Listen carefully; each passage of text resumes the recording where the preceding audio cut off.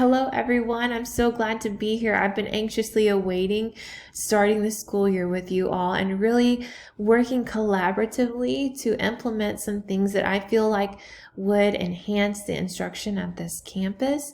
And I'm hoping that after today's conversation that you guys will see the importance of this new curriculum design, and it's called backwards design.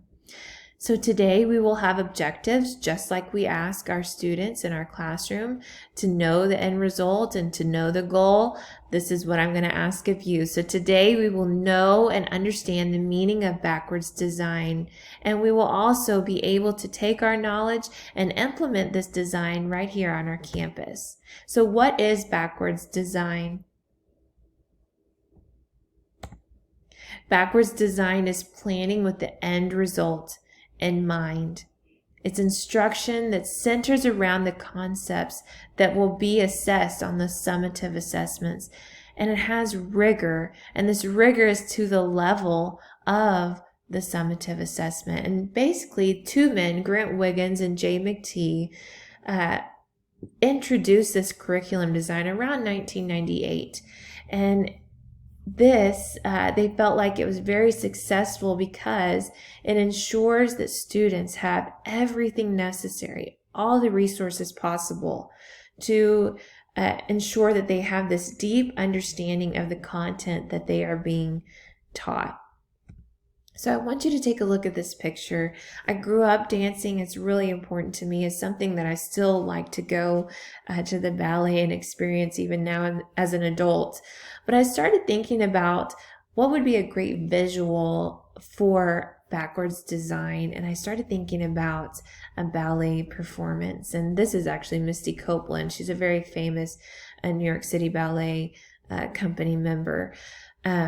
But I started thinking about that performance. And when she goes out on stage and delivers this beautiful dance, it's not something that just happens on a whim, right? No, these choreographers behind the scenes have worked effortlessly to ensure that this final product is going to be the best that it could possibly be. And they did that by starting there. These choreographers had to think about what they wanted this performance to look like.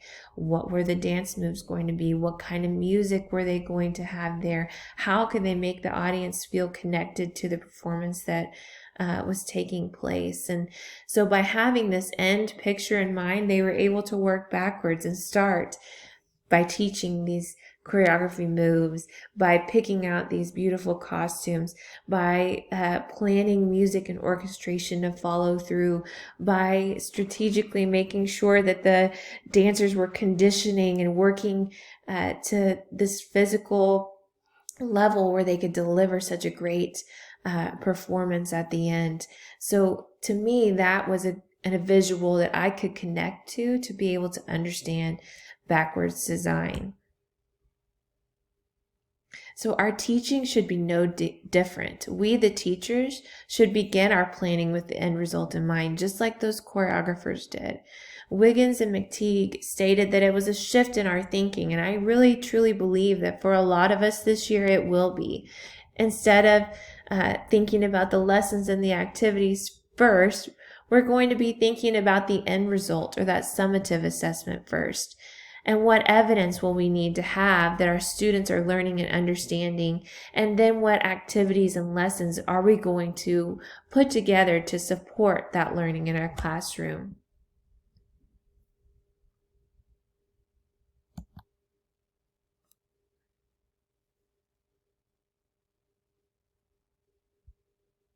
So here's the traditional design that I think that we are the most familiar with.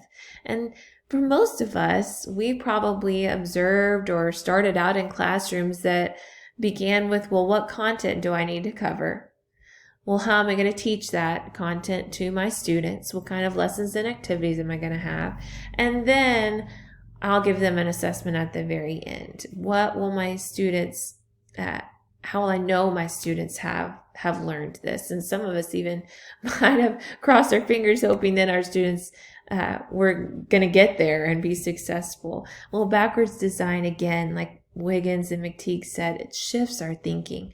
we start with what should my students be able to do, and then we move into how will I know my students are learning it, that formative assessment piece. And then we think about what kind of activities or lessons are best going to support their learning through this process. There are 3 stages to backwards design. Stage 1 is identify the desired results. What should they know and be able to do by the end of this unit? What are their overall goals? What are their learning targets, their objectives going to be as we move through this process? What are the content standards? What does the state of Texas say that these students have to be able to do? And what are their curriculum expectations? That's stage 1. Stage 2, determine the acceptable evidence. How will we know if they have learned it? What kind of formative assessments are we going to put in place to track their learning and understanding along the way? Will it be exit tickets? Will it be a common assessment that our team creates together? Will it be conferring notes or small group notes that we keep about student progress? Will it be student work samples that we collect along the way? And stage 3, planning those learning experiences. What would be appropriate lessons or activities that I can put into my lesson plans to ensure that my students have this deep understanding that they need to have? How can I add in that rigor piece? How can I add in that transferring their knowledge to real world experiences as well? What will be the best way to teach it to my students? That differentiation. Each one of us will have a different classroom with different expectations, and we're going to have to think about the specific needs of our students. And will there be a piece that might be trickier than others that I need to go ahead and plan for extra teaching or extra coaching for my students? So let's look at a second grade TEK and start through the process together. The first stage is identify the desired results. We're going to look at this TEK and unpack the content. This is a second grade math TEK. It's numbers and operations. The student applies mathematical process standards to develop and use strategies and methods for whole number computations in order to solve addition and subtraction problems with efficiency and accuracy. I went ahead and highlighted whole number computations in order to solve addition and subtraction. So we know kind of our overarching focus is going to be addition and subtraction here. Then B specifically states add up to 4 two-digit numbers and subtract 2-digit numbers using mental strategies and algorithms and based on their knowledge of place value and properties of operations. So this is what our students should be able to do.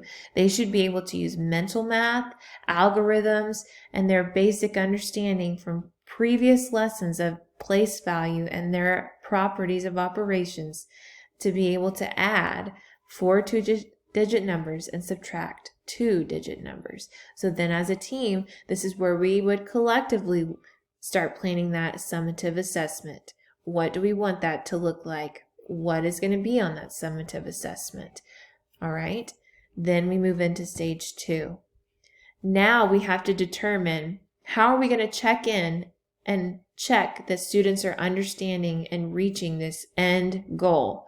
How will we know if they are learning it? And this is where we create those formative assessments to check for understanding along the way. And some of the examples that I gave are just an exit ticket. Here's one that has a 2-digit addition problem. This is another exit ticket that has a sample word problem with 2-digit numbers for subtraction. And then here is another assessment that maybe could be used as a common assessment that checks for students' understandings with subtraction and addition. And it also ensures that they understand place value. It incorporates a dollar amount. So there is a decimal involved there too. So these students are having multiple opportunities in a variety of ways to show their understanding to you. It also might be something that you could plan to use a student conference and look at their actual work, a work sample, to ensure that they are understanding as well. And then stage 3 is planning the learning experiences. What lessons and activities can we prepare as a team or as a classroom teacher to ensure that my students are going to be ready for that end result. And I have the student lesson objective right here with multiples of 10, using their place value knowledge for help. There's materials that they will need, the vocabulary that they're going to need to have to be able to understand. The lesson starts with a mini lesson. The teacher is modeling and maybe giving them the introduction to that learning objective and showing them a possible way. And then she's moving them into the independent practice, where that's where you could differentiate, and students are being able to try a variety of different activities, or have a variety of different strategies they could try to be able to accomplish their end goal. And then they're closing, you're bringing the students back, and you're able to have them, in this lesson in particular, they're going to complete an exit ticket, and you're going to be able to check for understanding that they learned what they needed to that day, and they're ready to move on to the next content piece, or maybe they didn't and they need to be prepared to be pulled for an intervention group. This is also an opportunity for students, after completing their tickets, to gather on the rug and debrief about their learning for that day. What were you successful at? What were you unsuccessful at? What was challenging for you? What was not challenging for you? What is a strategy that you were really successful at today? Those kind of things. Letting students talk about their learning experience. And then finally, we have the teaching. This is where we get to finally put it all into action. So teachers, you are the monitors. You're giving feedback. You're looking at those formative assessments. You're adjusting instruction as you need to based on your students' needs. But it's so highly important to ensure that the students know what is going to be expected of them and what they will be assessed on, what that criteria is going to look like and be, and then giving them those strong and weak examples like we incorporated in the closing of the lesson plan that I showed you. This is where your teaching gets put into action. All of this planning and preparing is finally the rubber hitting the road, right? You're finally putting into action. And again, you're adjusting and monitoring as necessary.